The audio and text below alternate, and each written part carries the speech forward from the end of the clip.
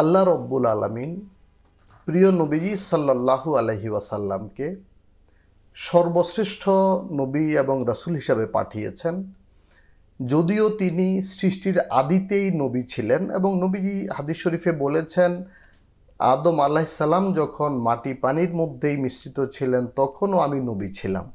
তো নবীজির পৃথিবীতে আগমন একটি পর্ব এবং এই বেআসাত বা এই নবুয়তের ঘোষণা বা নবুয়তের প্রকাশটি হলো দ্বিতীয় পর্ব। এই সময়টি হলো রাসূল আকরাম সাল্লাল্লাহু আলাইহি ওয়াসাল্লামের বয়স তখন প্রায় 40 বছর। তো তিনি ওনার জীবনে শৈশবকাল বাল্যকাল থেকেই তরুণ বয়সে যৌবনকালে তিনি সমাজ সেবা, সমাজ কল্যাণে, সমাজ পরিবর্তনে তিনি অনেক কাজ করে গেছেন। কিন্তু আল্লাহ রব্বুল আলামিনের ইচ্ছা ছিল এই নবুয়তের পূর্ণতা ওনার মাধ্যমেই প্রকাশিত হবে, বিকশিত হবে। সর্বশ্রেষ্ঠ আসমানি কিতাব কোরআনে কারীম আল্লাহ পাক ওনাকে দান করবেন। এবং যখন 40 বছর বয়স কাছাকাছি আসলো তখন তিনি গারে হেরাতে জাবালের নূর, যেটি আলোর পাহাড় নামে পরিচিত, সেখানে তিনি যে একটি গুহা আছে সেখানে অবস্থান করছেন। এবং এই গুহাটি কিন্তু পাহাড়ের চূড়াতে নয়, পাহাড়ের চূড়াতে উঠে একটু নিচের দিকে নেমে সামান্য করতে হয় এবং সেই ওই গুহাটাতে বসে কাবাঘর সরাসরি দেখা যায়। তো তিনি সেখানে বসেই ইবাদত এবং ধ্যান করতেন, সাধনা করতেন। তো ওই সময় আল্লাহ রব্বুল আলামিন জিবরাইল আলাইহিস সালামকে পাঠালেন। জিবরাইল আলাইহিস সালাম নাম ধরে ডাকলেন, ইয়া মুহাম্মদ, মানে হে মুহাম্মদ। তিনি এদিক ওদিক তাকাচ্ছেন, কাউকে দেখছেন না। এইভাবে কয়েকবার যখন ঘটলো তিনি কিছুটা ভীত হলেন, সন্ত্রস্ত হলেন এবং তিনি মা খাদিজা রাদিয়াল্লাহু তাআলা আনহাকে বিষয়টি জানালেন। এবং এটি শুধু এই গারে হেরাতে নয়, তিনি যখন একাকী কোথাও থাকেন বা রাতে কোথাও থাকেন তখন তিনি দেখেন যে একজন ব্যক্তি ওনার অদূরে অবস্থান করছে, আড়াল থেকে ডাকছে, কখনো সিনে চলে আসে, দৃশ্যমানও হয়। তবে তিনি খুবই কাছে আসেন না, একটু দূরে থাকেন, মানে একটু সম্পর্ক তৈরি করছেন জিবরাইল আলাইহিস সালাম। তখন মা খাদিজা রাদিয়াল্লাহু তাআলা আনহা অত্যন্ত বুদ্ধিমতী রমণী ছিলেন। তিনি বললেন, তাহলে আপনি যাকে দেখছেন তাকে আপনি কি ভয় পান? বলে, আমি ভয় পাই না, কিন্তু আমার ভয় হয়। কেন? আমি কি তাকে চিনি না, অপরিচিত।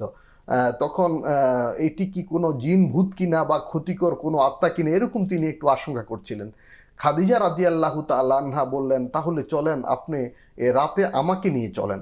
তখন একটু নির্জন নিরিবিলি জায়গায় এই পাহাড়ের পাদদেশে খাদিজা রাদিয়াল্লাহু তাআলা আনহাকে নিয়ে তিনি গেলেন। তিনি দেখলেন সেই ছায়াটি দৃশ্যমান হচ্ছে। খাদিজা রাদিয়াল্লাহু তাআলা আনহা ওনার মাথার এই কাপড়টি, হিজাবটি সরিয়ে দিলেন। সঙ্গে সঙ্গে সেই দৃশ্যটা অদৃশ্য হয়ে গেল, হারিয়ে গেল, আড়ালে চলে গেল। তখন মা খাদিজা রাদিয়াল্লাহু তাআলা আনহা নবীজিকে বলছেন, আপনি কি এখন দেখতে পাচ্ছেন সেই ব্যক্তি বা সেই দৃশ্যটি? নবীজি বললেন, এখন দেখছি না। তখন খাদিজা রাদিয়াল্লাহু তাআলা আনহা বললেন, এটি শুভ কোনো কিছু হবে, অশুভ নয়। কারণ অশুভ জিনিসগুলো বেপরদার সাথে থাকে, আর বেপরদার সাথে কোনো শুভ জিনিস থাকে না। নিশ্চয়ই এটি ফেরেশতা হবে, কারণ আমি মাথার কাপড় ফেলে দেওয়ার পরে সে ফেরেশতা সেখান থেকে প্রস্থান করেছে। প্রিয় দর্শক শ্রোতা, আমরা দেখি আমাদের অনেক মা বোনগণ পর্দা করেন এবং যারা সবসময় পর্দা করতে পারেন না তারাও কিন্তু আজান হইলে মাথাটা ঢাকেন ওড়না দিয়ে, কাপড় দিয়ে। এখানে কিন্তু এটি আমরা দেখি, মানে শয়তান কিন্তু বেপরদার সাথে থাকে, পর্দার সাথে শয়তান কিন্তু আসে না। এরপরে যখন প্রথম ওহী যেদিন নাজেল হলো সেদিন জিবরাইল আলাইহিস সালাম নিজস্ব সুরতে নবীজির সামনে উপনীত হলেন এবং বললেন, ইকরা, মানে পড়ো। নবী করিম সাল্লাল্লাহু আলাইহি ওয়াসাল্লাম জবাব দিলেন, মা আনা বিকারিন, আমি পাঠক নই। আবার বললেন, তখন জিবরাইল আলাইহিস সালাম ওনাকে জড়িয়ে ধরলেন, কোলাকুলি করলেন, মুআনাকা করলেন। এইভাবে একবার বলেই জড়িয়ে ধরলেন। নবী যখন মানে অস্বীকৃতি জানালেন যে আমি পাঠক নই, জানি না, এই কথা বলার পর জড়িয়ে ধরলেন এবং খুবই শক্তভাবেই একটি চাপ প্রয়োগ করলেন। এটি একটি পদ্ধতি। আমরা দেখি এখন কম্পিউটারে আমরা সফটওয়্যার ইনস্টল করি, আমরা আমাদের এই স্মার্টফোনে সফটওয়্যার ইনস্টল করি, ঠিক এইভাবেই নবীজির মধ্যে আল্লাহ রব্বুল আলামিন জিবরাইল আলাইহিস সালামের মাধ্যমে এই ওহীর সফটওয়্যারটা ইনস্টল করে দিলেন এবং তিনবার এইভাবে যখন মুআনাকা করলেন, তৃতীয়বার বললেন, ইকরা, মানে পড়ো। তখন নবী করিম সাল্লাল্লাহু আলাইহি ওয়াসাল্লাম পড়লেন। বিভিন্ন তাফসিরের মধ্যে এসেছে এটি লিখিত ছিল একটি সবুজ রেশমি রুমালের মধ্যে। এই সূরা আলাকের প্রথম 5টি আয়াত লেখা ছিল, যেটি আমরা একটু আগে তেলাওয়াত শুনলাম। ইকরা বিসমি রব্বিকাল্লাযী খালাক, পড়ুন আপনার রবের নামে যিনি সৃষ্টি করেছেন।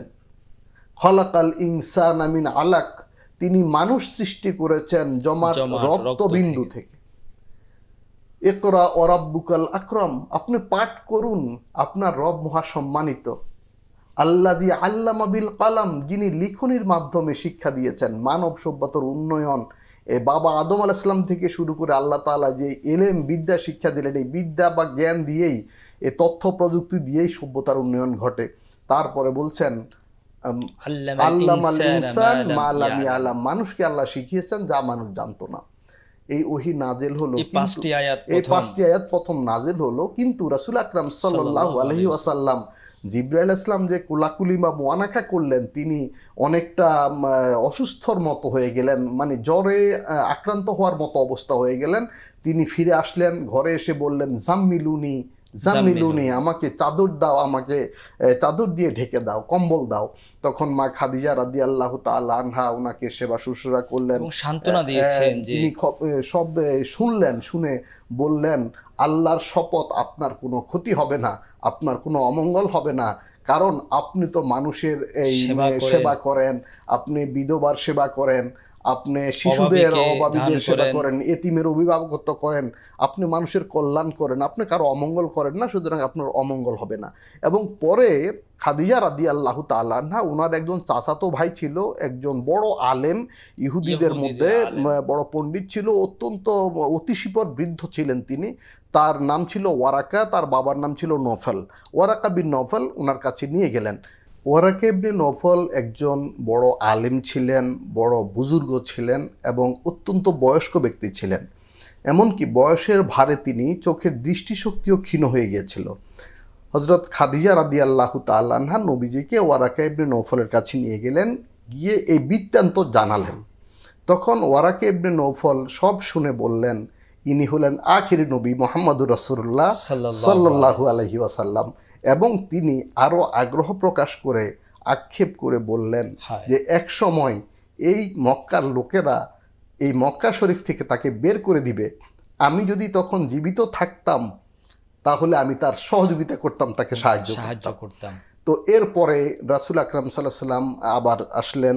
তিনি তখন ওহী সূচনা হলো, কিছুকাল ওহী বন্ধ ছিল।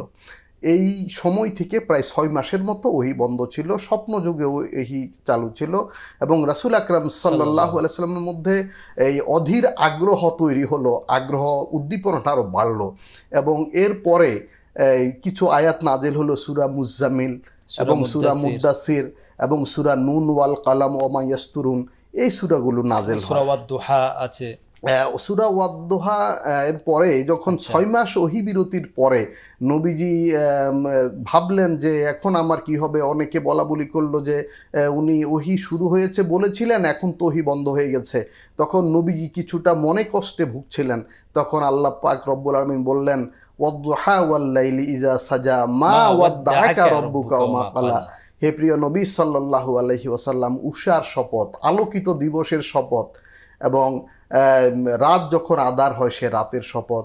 আপনার রব আপনাকে কিন্তু ছেড়ে যাননি। এই বিরতিটা ছিল নবীজির আত্মিক প্রস্তুতির জন্য। জি মুহতারাম।